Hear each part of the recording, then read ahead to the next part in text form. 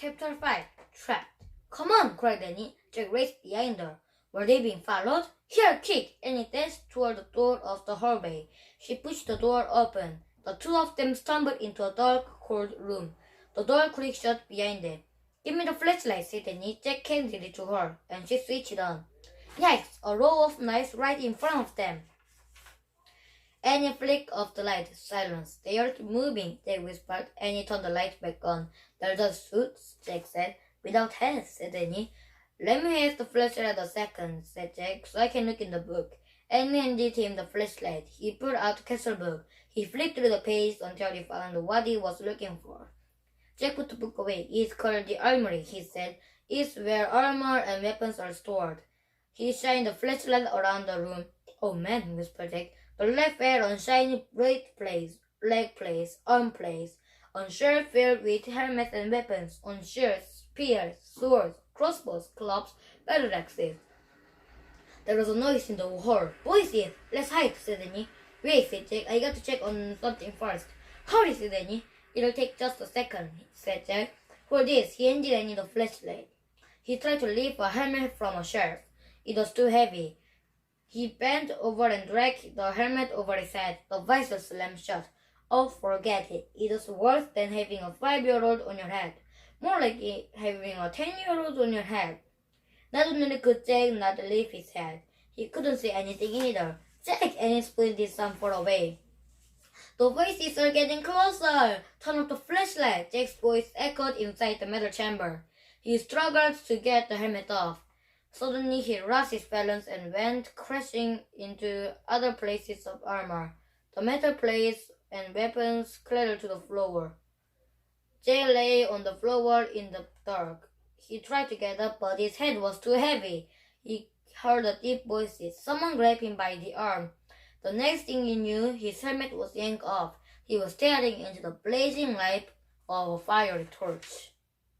Chapter 6 Ta-da! In the torchlight, Jack saw 3 huge men standing over him. One with very squinty eyes held on torch. One with a very red face held Jack. And one with a very long mustache held on to Annie. Annie was kicking and yelling. Stop! Said the one with a very long mustache. Who are those? Said the one with a very red face. Spies, foreigners, Egyptians, Romans, Persians? Said the squinty-eyed one. No, you dummy, said Annie. Brothers, Jack muttered. Arrest them, said Redface. To the dungeon, said Squinty Eyes.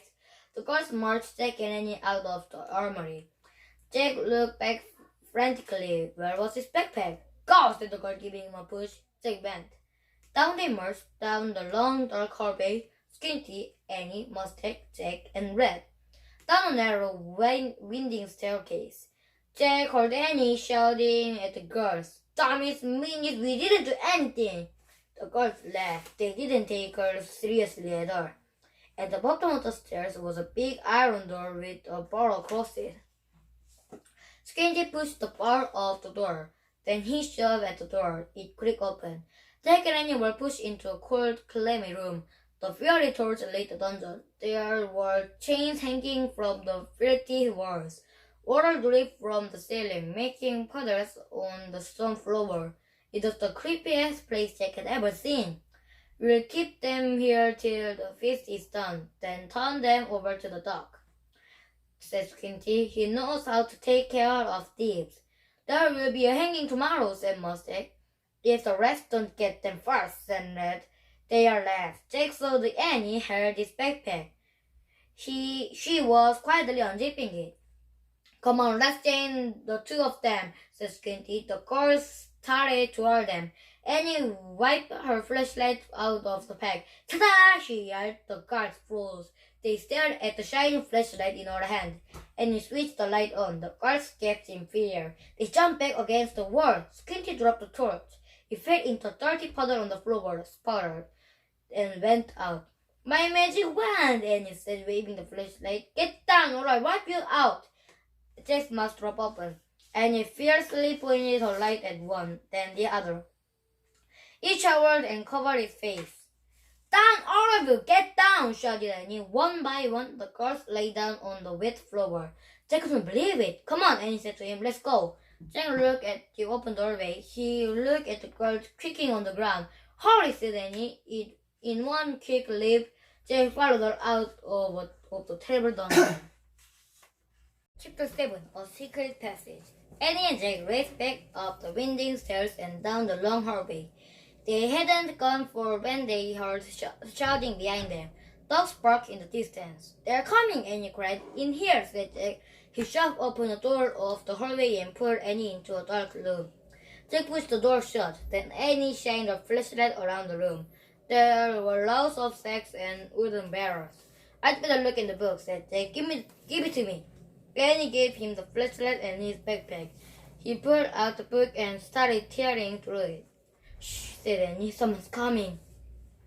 Jack and Annie jumped behind the door as it clicked open. Jack held his breath. A light from a torch danced widely over the sacks and barrels. The light disappeared. The door slammed shut. "Oh man," whispered Jack. "We have to hurry. They might come back." His hands were trembling as he flipped through the pages of the castle book. "Here's the map of the castle," he said. "Look, this must be the room we are in." "It's a storeroom." Jack studied the room in the book. "These are sacks on flour and barrels of wine." "Who cares? We have to go," said Annie. "Before they come back." "No, look," said Jack. He pointed at the map. "Here's a trapdoor." He read aloud. "This door leads from the storeroom through the secret passage to a precipice over the moat." "What's the precipice?" said Annie. "I don't know. We'll find out," said Jack. "But first we have to find the door." Jack looked at the picture carefully. Then he shined the flashlight around the room. The floor of the room was made up of stones. The trapdoor in the picture was 5 stones away from the door in the tower. Jack shined the light on the floor and counted the stones. 1, 2, 3, 4, 5. He stamped on the 5th stone. It was loose. He put the flashlight on the floor. He worked his fingers under the thin sheet of stone and tried to lift it. "Help!" Jack said. Annie came over and helped him lift the stone square out of its place. Underneath was a small wooden door. Jack and Annie tugged on the low handle of the door. The door fell open with a thunk. Jack picked up the flashlight and shined it on the hole. "There's a little ladder," he said. "Let's go." He clipped on the flashlight and felt his way down the small ladder, and he followed. When they both reached the bottom of the ladder, Jack shined the light around them. There was a tunnel. He crossed down and began moving through the damp, creepy tunnel. The flashlight barely lit the stone walls. He shook the light. "Were the batteries running down? I think our light's dying," he said to Annie. "Hurry!" she called from behind. Jack went faster. His back hurt from crouching. The light got dimmer and dimmer. He was desperate to get out of the castle before the batteries died completely. Soon he reached another small wooden door, the door at the end of the tunnel. Jack unlatched the door and pushed it open. He poked his head outside.